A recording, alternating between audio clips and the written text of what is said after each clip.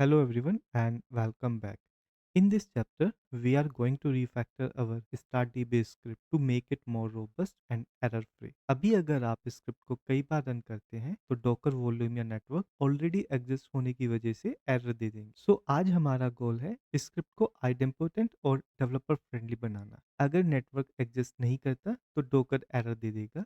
अगर वॉल्यूम पहले से ही बनी है तो वार्निंग मिलेगी, और अगर कंटेनर पहले से रन कर रहा है तो स्क्रिप्ट हमारी क्रैश हो जाएगी। यह क्लीन डेवऑप्स प्रैक्टिस नहीं है। आज इसी को इम्प्रूव करते हैं, और शुरू करने से पहले एक बात और समझते हैं। अभी तक हमने अपने ऑटोमेशन स्क्रिप्ट में .ps1 पावरशेल स्क्रिप्ट का यूज किया है। यह विंडोज एनवायरनमेंट के लिए बिल्कुल सही है, लेकिन रियल वर्ल्ड डेवऑप्स और क्लाउड एनवायरनमेंट्स में ज्यादातर सर्वर लाइनेक्स पर चलते हैं, और लाइनेक्स में स्क्रिप्टिंग के लिए बैश यानी कि .sh फाइल का यूज किया जाता है। इसीलिए अब हम बैश स्क्रिप्ट पर स्विच करते हैं। इससे आपको फायदा होगा कि प्लेटफॉर्म इंडिपेंडेंट बनेंगे और लाइनेक्स प्रोडक्शन सर्वर के लिए रेडी होंगे। ऑल्सो डॉकर और CI/CD पाइपलाइंस में इजी होगा, and industry standards DevOps practice को हम अच्छे से सीख पाएंगे। बैश स्क्रिप्टिंग लाइट वेटेड और पावरफुल होती है। यह वाइडली यूज की जाती है, लाइक उबंटूज में, डेबियन में, सेंटोस, मैकओएस और cloud virtual machines like AWS, azure और GCP।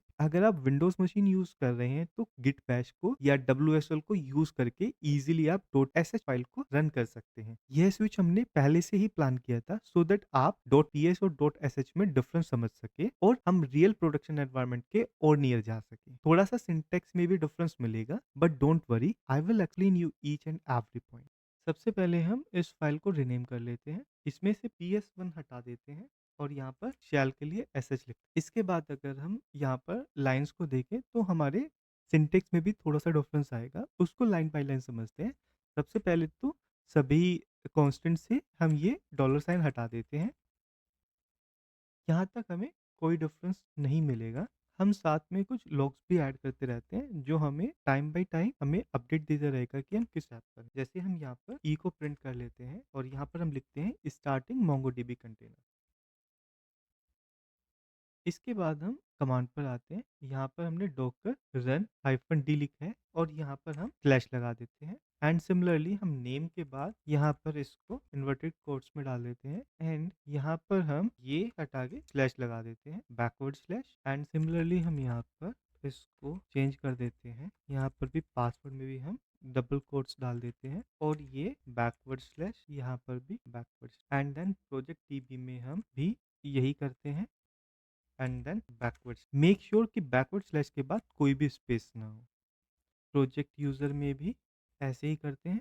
डेटाबेस के लिए, पासवर्ड के लिए भी सेम यही करेंगे, एंड देन बैकवर्ड्स। और हम यहाँ पर इसको हटा देते हैं, कर्ली ब्रेसेस को, एंड ये हमारा रहेगा local host port and then container.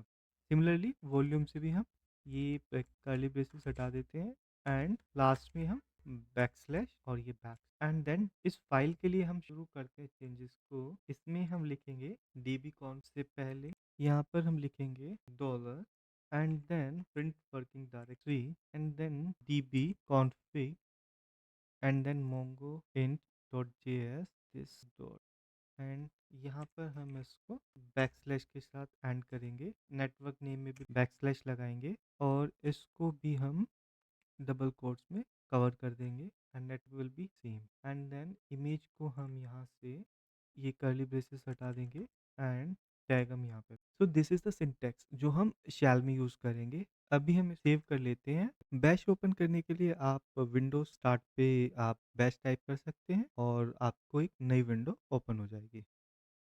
यहाँ हम बैश में है, और यहाँ पर हम उस फोल्डर में चलते हैं जहाँ पर हमारी .sh फाइल है। हम टाइप करते हैं cd/mnt।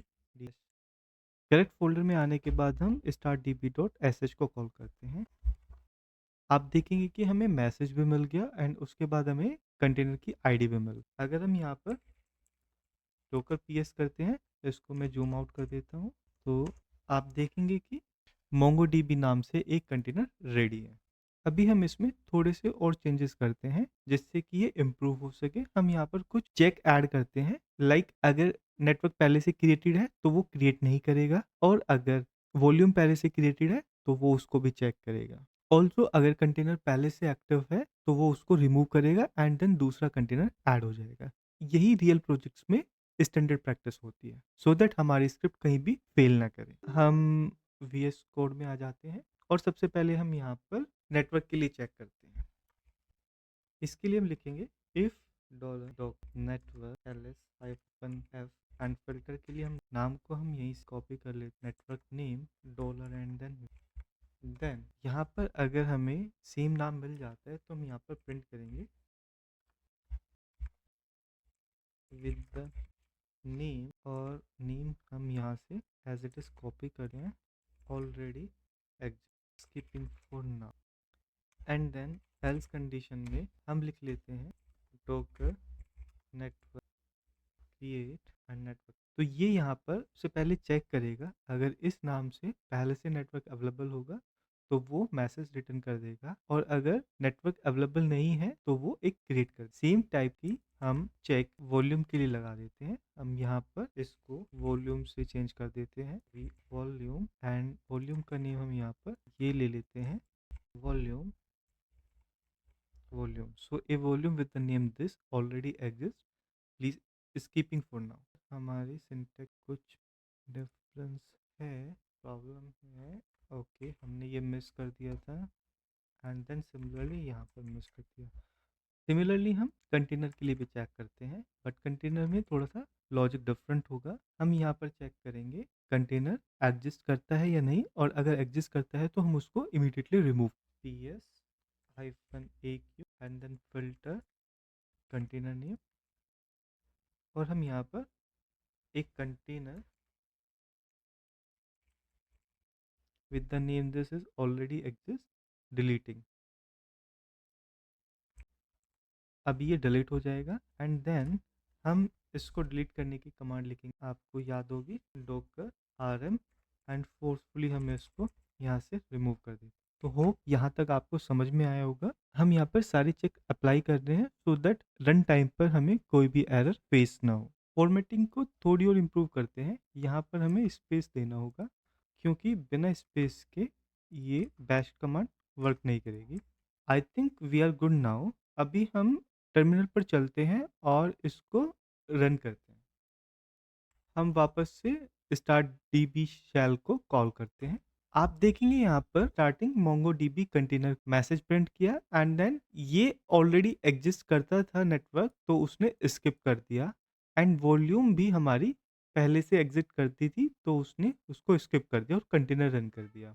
अभी हम एक काम करते हैं, इस कंटेनर को रिमूव कर देते हैं और हम वॉल्यूम्स को भी रिमूव कर देते हैं एंड देन दोबारा रन करते हैं। हम वापस से आते हैं, आप देखेंगे कि नेटवर्क इसने पहले से था तो इसलिए स्किप कर दिया, एंड वॉल्यूम्स को इसने क्रिएट कर दिया एंड उसका नाम रिटर्न कर दिया एंड देन कंटेनर रिटर्न कर दिया। तो आप समझ सकते हैं कि अभी हमारा एक कोड परफेक्टली वर्क कर रहा है। अभी हम इसमें थोड़ी और इम्प्रूवमेंट कर सकते हैं। हम कुछ ये वेरिएबल्स को अलग अलग फाइल्स में शिफ्ट कर सकते हैं, लाइक हम एनवायरनमेंट वेरिएबल्स की एक फाइल बना सकते हैं जिसमें कि हमारे ये एनवायरनमेंट्स हैं और जो सिक्योरिटी से रिलेटेड है उनके लिए एक अलग फाइल क्रिएट कर सकते हैं। बट आई थिंक वो आप अपने अकॉर्डिंग मैनेज कर सकते हैं। मेरा जो पॉइंट था वो आपको ये समझाना था कि हम कैसे क्लीन आर्किटेक्चर फॉलो करें और कोई भी एरर हमें प्रोडक्शन में ना मिले उसको हम कैसे इंश्योर करें। इस चैप्टर के लिए इतना ही। अगर आपको ये एक्सप्लेनेशन हेल्पफुल लगी हो तो वीडियो को लाइक कीजिए और ऐसे प्रैक्टिकल डॉकर कंसेप्ट के लिए चैनल को सब्सक्राइब करना ना भूलें। Now let's take a short break and will connect in next chapter. Thank you.